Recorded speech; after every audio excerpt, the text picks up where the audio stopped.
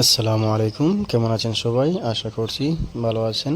আলহামদুলিল্লাহ, আল্লাহর রহমতে আমিও ভালো আছি। তো আজকে আমার কোয়েল পাখির বাচ্চার বয়স হলো 39 দিন, 1 মাস 19 দিন হয়ে গিয়েছে। আমি আশা করছি ওরা 45 থেকে 50 দিনের মধ্যে ডিমগুলা পেড়ে দেবে। তো আমি এই আশায় আছি যে ওরা কখন ডিম পাড়বে। তো আপনারা সবাই আমার জন্য দোয়া করবেন।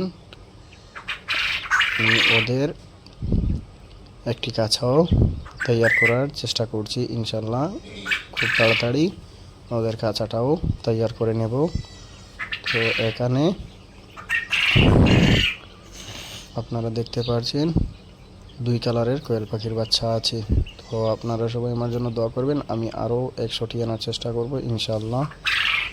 এবং আমার এই যে ছোট ছোট কয়লার মুরগির বাচ্চা, আমি আপনাদেরকে বলেছিলাম যে এইখানে 50টি কয়লার মুরগির বাচ্চা আছে।